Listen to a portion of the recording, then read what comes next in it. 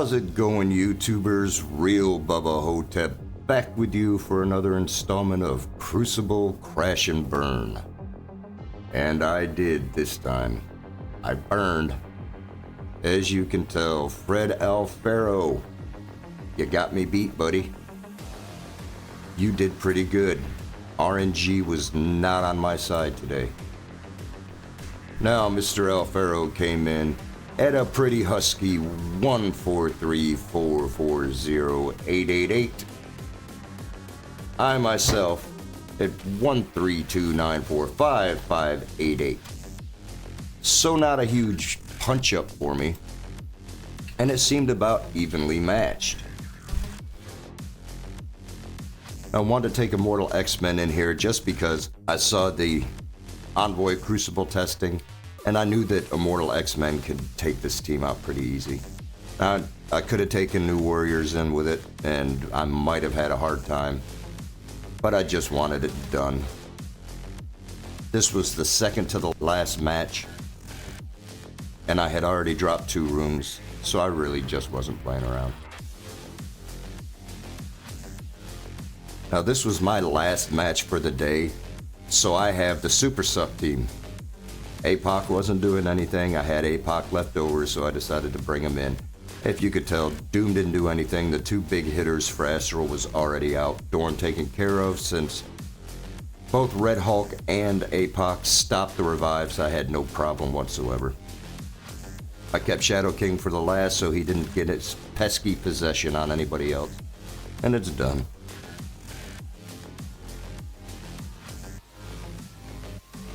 Now for this fight I went with Cabal Kang Titania because I used the Night Stalkers for my second attack on Illuminati Odin. That didn't go well at all. I lost Night Stalkers or else I would have used them. But I had the same effect. I didn't really miss them. I have a feeling I could have gotten a little bit better efficiency, but if you saw on the score, he was able to full clear me, which I'm still astounded by. So 1 or 2 points here or there for efficiency wouldn't have done any good in the first place. Iron Patriot came in, and unfortunately, Nimrod just fainted. He went from having power to having no power and just disappeared.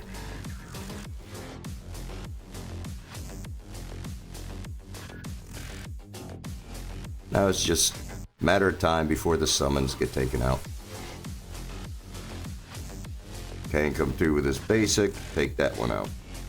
Titania comes through,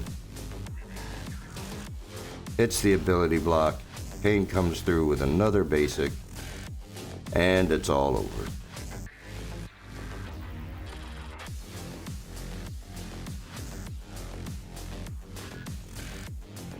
For room 5, since I dropped room 6, I had my Superior 6 yet again.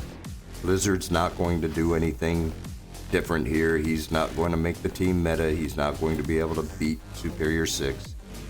You just go in with him, and like always, target hard on Peter B. Get him off the board while you're getting the others off the board. And it's a pretty quick fight. You're not going to be able to do much outside of a raid room itself, where Superior 6 isn't going to be able to take out Spider Society. The efficiency is pretty clean. Special with Slayer. And ult with Vulture.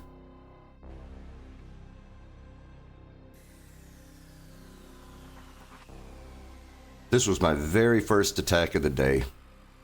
Coming in, if you could tell. Again, targeting the most important character with Moondragon.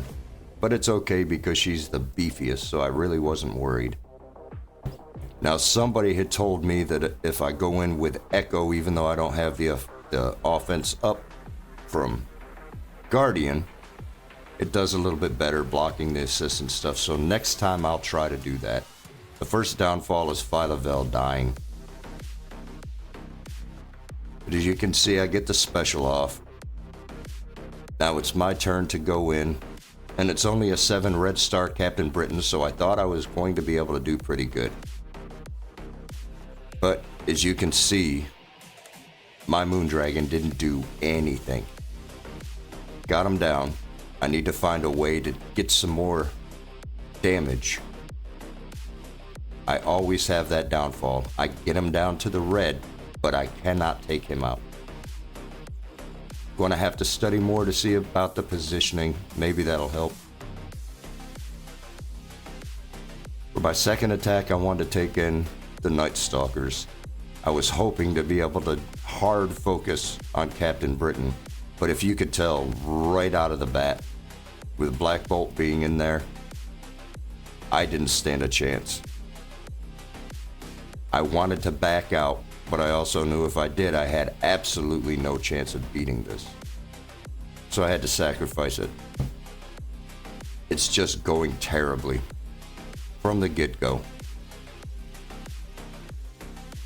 The room rules aren't supposed to do much, but room 6 still has a problem whenever everything gets below and flips to negative and positive. Finally get a chance for her to go, and she just cannot get it going.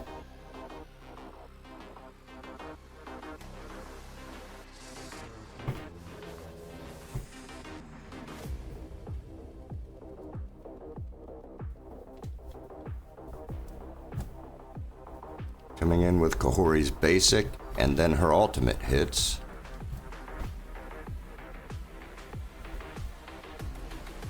Onto her special. So he's already in a worse position than I was. Ultimus does hardly anything to Miss Marvel Classic.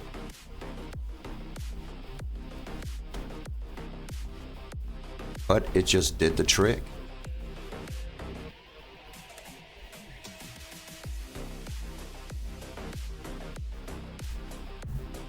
Now he's playing it smart, set the basic there so he's not focusing on endgame Thanos. Getting Kahori out with the Falcon Punch, and it was all over. This went nice and clean for him.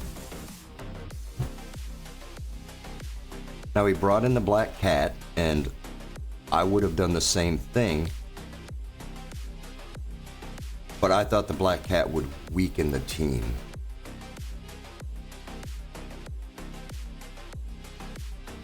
As you can see, I'm doing pretty good already. Phyla-Vela's out of there, but Gamora was able to go quicker than I normally get a chance to.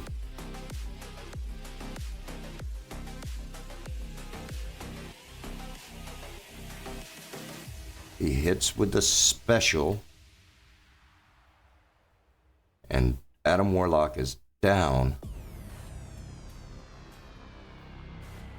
and he just wipes him out. So it has to be a crit. It's got to be based on the RNG. I should have been able to do more damage with him.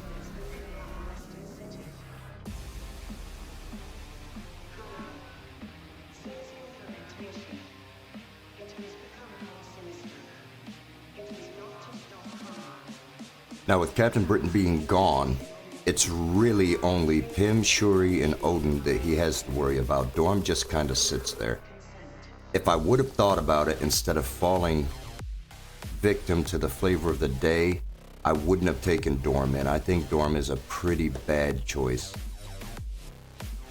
Even Mr. Fantastic would have synergy and help with assists. Black Bolt gives the extra 50%. Dormammu, now why he'd be good to have revive. If you take Black Cat in them on the initial assault, it's going to peel the revives off. So you're losing that synergy and getting a member that's not going to do anything. If you notice how close I was to him just being able to get the double tap, having Dormammu there for somebody that may not take Black Cat just isn't worth it.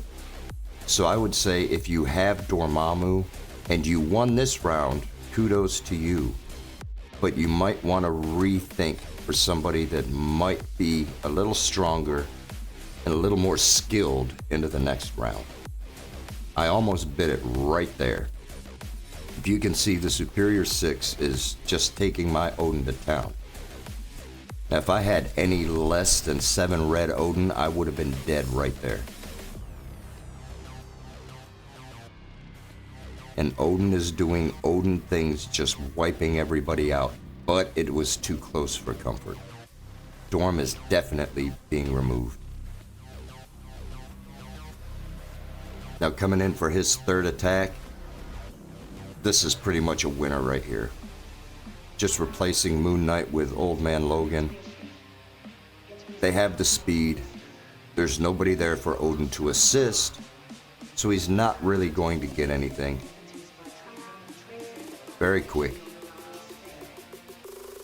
Now coming into room 3, I put this defense thinking but not really thinking. I was hoping that it would pull Immortal X-Men because that's what this team is designed to do. It negates Super Skrull, and it was built specifically for Super Skrull and Annihilators. And if you can see, it's doing just that. It's taking them down, it's whittling them down. And it really is. Annihilator Super Skrull is no match for him. The speed is there for Immortal X-Men, and there's not very much my team can do. They're putting up a little bit of a fight, but this is really all she wrote. Now it's good because it takes Immortal X-Men away from other teams, but when you have 2 big teams joined together with a Super Skrull character and the Annihilators, it can just be used better elsewhere. You can split this one team up and have 2 good teams. So going into my new defense in a little while, that's what I'll do. Hopefully I can put Annihilators in one and I can put Skrull in another, so they're going to have to make up their mind on where to use Cabal, where to use Immortal X-Men, and make them make a choice. You can see it's not very efficient, but they still have all their health. Gladiator's pretty much on his own, and even though this is an efficiency suck, it's going to lose.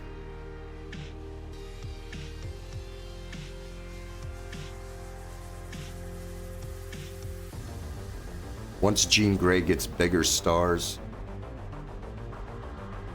it's not going to be anything.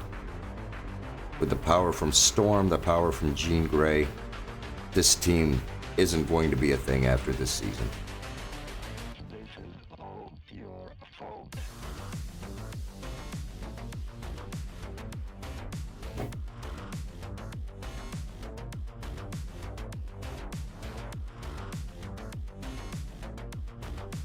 Still going, this team is like the Infinity Watch of old.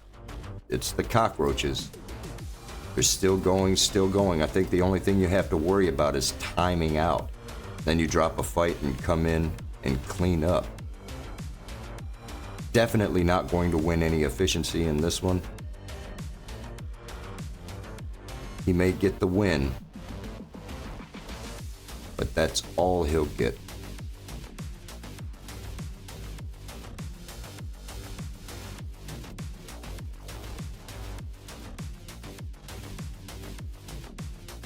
Now coming into room 4, I put Lizard with them to counter their counter of the suck team.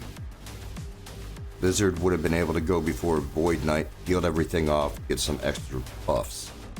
But with them taking Cabal, Kang, and Titania, they had the speed, and Cabal just dismantles them. Cabal is still a great Crucible offense team. There's not much Astral can do against them. I'm definitely going to rethink. Now coming into room 5, I put Ares with them because Secret Defenders with the Eternals, Secret Defenders with Nightcrawler, the Superior 6, any of these teams, Night Stalkers, will give Spider Society a run for their money. It doesn't matter if you put a pre-taunt in. Just messes with efficiency. So I want to take Ares. Hopefully Ares would do a little bit, make them rethink. But I have some ideas for this team. As you can see, Secret Defenders and Nightcrawler is ripping them apart. Usually you go for Peter B first, they didn't even need to.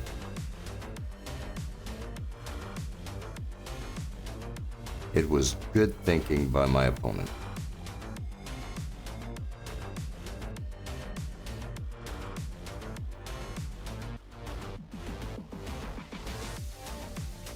Noir's holding on a little bit longer than I thought he would. I give him credit for that. Now coming into last room, room 6. I wanted to watch this because New Warriors is iffy at best with this team. You need some skill, you need some luck to be able to pull this off. Getting Cyclops out of there, don't worry about a lot of the speed. Everything is missing.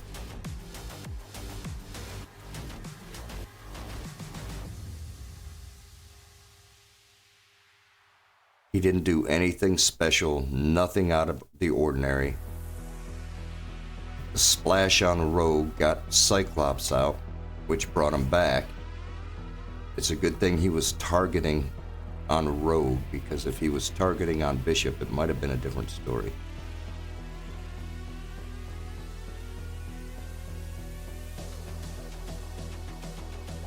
Putting the blinds on my team, that helps him out a ton. Nothing is landing on the New Warriors. With that 5th charge, Gambit's out of there. Now it's just a matter of time. It was good playing by my opponent. He did great. It was a fair loss.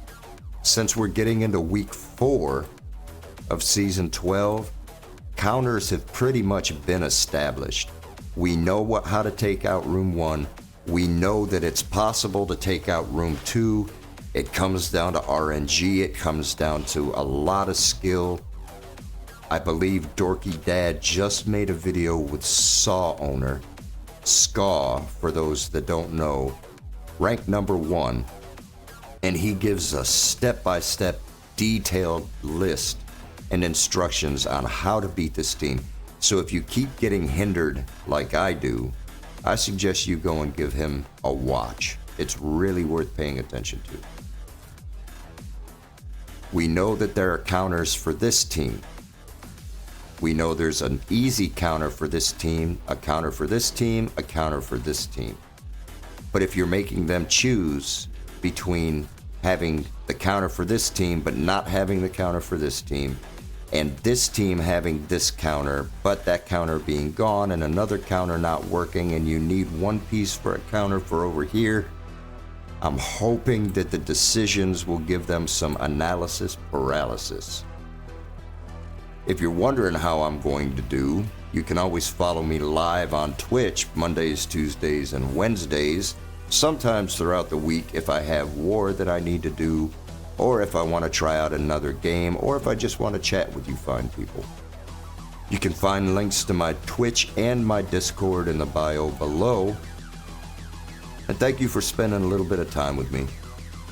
And until next time, my friends, keep on MSFing.